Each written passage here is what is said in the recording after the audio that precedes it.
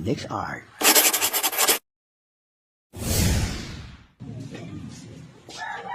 Hello mga kapining. Magandang umaga po. Ito po yung ating project na ginagawa ngayon. Vulcanizing at saka car wash. Sana po magustuhan nyo yung mga upcoming na gagawin ko po sa mga susunod na araw. At sana po sawasahan nyo po yung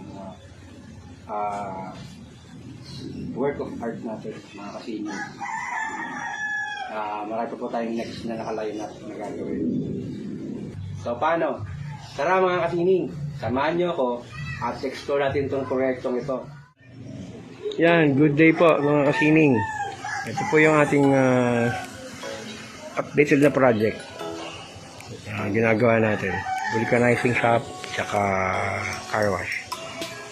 Yan. I-house tour ko lang po kayo sa ginawa ko ngayon. Mag-start tayo dito sa unang palapag. Ito po yung unang kong ginawa. Itong floor na to.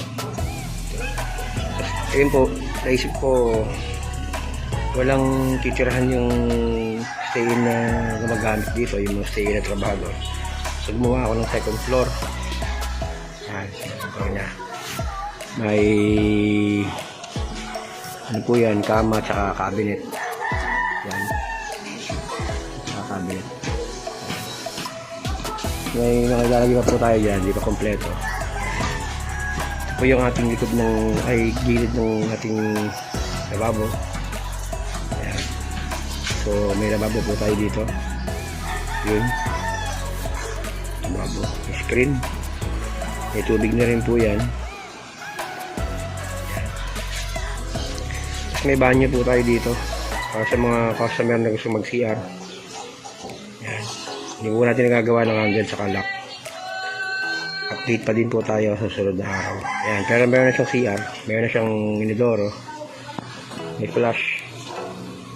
May gripo na din po. Ayan.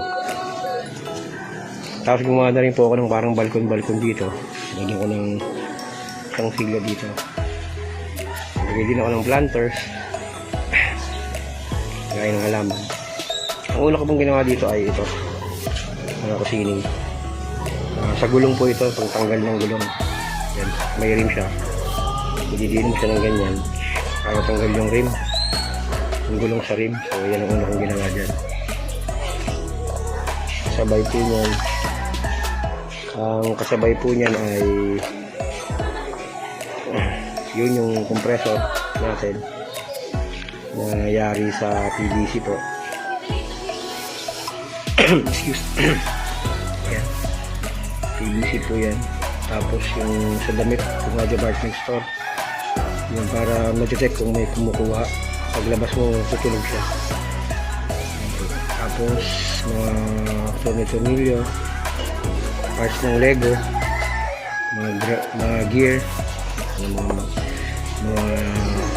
appliance dito na sira na. Yan po. Tapos gumawa ako ng pangluto ng interior. So, yan po. May plancha yan dito. Lulutuin yung pinaka-tape ng interior. Lalagay doon pagtakit sa butas para maluto siya. Yan. Tapos po, ang ginawa ko ay itong welding machine. Ito. Yan. Siniregaluhan ako ng kapatid ko po ng portable na welding machine. Kinaya ko lang. Ang push. May handle, may switch sa likod, may outlet, ay merong plug. Siyempre merong ground. Meron din pong torch. So, meron torch para pag mag-welding. Yan po yung kasabay. Tapos gumawa po ako ng kalan, double burner na kalan. Yun po. Ito, tapos gas, tangke ng gas. Yan po yan. Ito po yan sa likod. Yan, double burner po yan na kalan. Yan. May kaldero akong ginawa dyan. Ito, maliit na kaldero. Para pa magluluto yung mga stuff dito. Yan. Meron ulit. Yan. Tapos kumuha rin ako ng storage doon ng kaldero. Yung may kaldero pang isa doon na malaki, pang lagaan. Tapos ito, sunod na ginawa ko. Para pag naubos yung gas, meron siyang kalan na diuling. O yung kalan na pangkahoy. Ayan. Kalan na pangkahoy. Mga kasining. Ayan. Meron siyang lababo sa labas. Nakugasan lang naman ng ano yan. Dito kumukuha ng tubig. Nakugasan lang naman ng mga ko.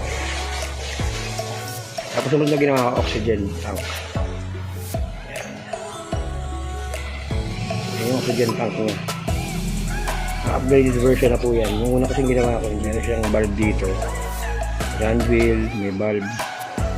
Nilagyan ko po yan. Nakakabit po yan dito. Dito sa nozzle na po dito. Ito nilo mo yan dyan. Tapos meron din po tayong acetylene. So, yan. Siyempre, pag merong oxygen acetylene, meron pong cutting torch. Yan, ito po yung cutting torch niya. Pang-cut po ito ng mga bakal. Yan. Yan po yan. Yan. Tapos, mayroon din po siyang kadena para siyang malaglag. Tapos, sintra board, yung karetela po na yan ay sintra board, straw, tsaka yung headset, yun yung pinakagulong niya. Yan. Tapos, nilagyan ko po ng gulong sa harap. Ito. Sa mga laruan po to. Kinuha ko yung mga gulong. Pero later on po, magdadagdag ako na ibang gulong pa na. Tapos po, gumawa ako ng yung pinagbiliban ng interior para malaman kung may bulas pa ba siya o wala na. Yari din po siya sa PVC. Tapos sintra board, saka EVA foam. Kaya dikit-dikit ko lang po yan. Yan. Tapos sunod na ginawa ko po ay ito. Foam machine. Yan po yung ginagamit kapag magkakarwash kayo. Bubugahan nyo ng foam. Yan po yung torch niya. May valve din po siya dito. On and off. May switch. Yan. Handle. Handle. May gulong. Para po dito sa car wash. Yan. Tapos gumawa na rin ako ng car wash. Yun. Ito po yari sa PVC. Dalawang drum. Yung dalawang drum na yan. Yung dalawang drum po na yan. Yan. Yari sa PVC po. Ito rin po. Yari sa PVC din to. Yung pinaka storage tank. May motor po siya doon. May linya ng tubig. Papunta dun sa metro natin. Yan. Metro natin. Ito po. Service ng Manila Water o Maynila. Di magkakabit. Tatakbo po yan doon. Papump niya, lalabas doon para sa gripo. Yan. Gumawa na rin po tayo ng waiting area ng papakarbash. Tapos basurahan, balis, dustpan. Yan. Yun po yung mga dinagdag ko, tsaka lamesa. Yan. Kasi may gulong tayo sa taas. Dito po nakakabit to eh. Yan. Hindi ko po ikakabit para dito na. So yan po yung mga ginawa kong upgrade ngayon. Update po. Ilagay din tayo ng poster doon. At saka yung presyo ng pang-carwash natin. Yan po. Yan po yung kanyang tsura. Yan. Ilagay din po tayo ng halaman. Mga for sale na halaman po yan. Ito po yari sa mga ornaments na to ay mga plastic ornaments. Galing po sa nanay ko to eh. Yung paso niya, may pebbles sa loob po ito. Mga pebbles. Ayan, may mga pebbles sa loob. Yung mga paso po niya, yan po eh, kung familiar kayo sa straw yung straw po ng mga milk tea. Yan po yan. Yan po siya yari. Tapos may sintra board sa ilalim. Yan. Yan po yung mga halaman niya. Picture natin na para. Ito po yung ating mga ngayong project na ginagawa.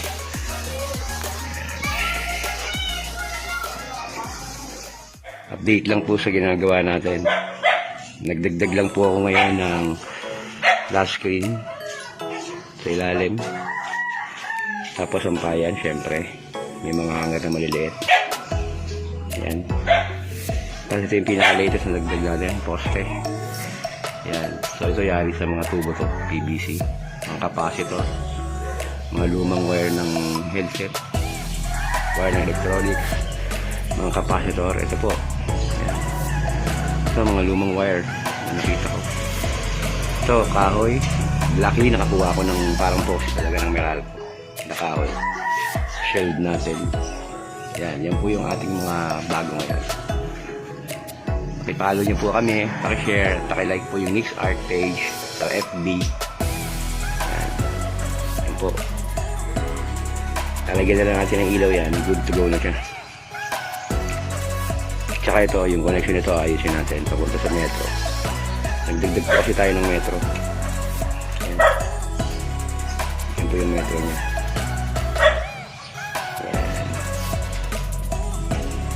TV. Lagi po sa plastic lang yun.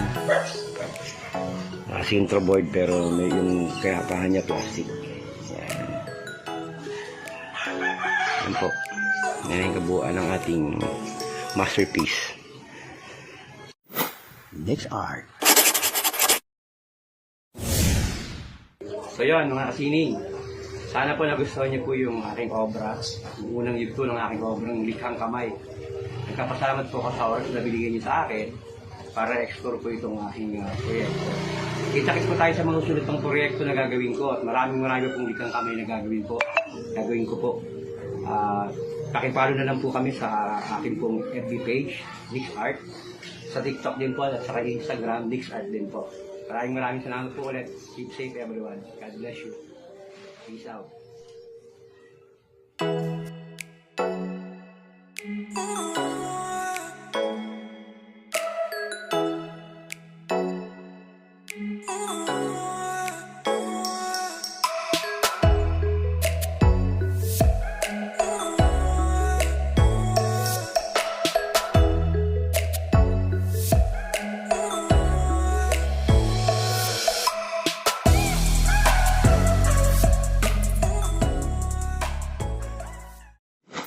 Next art.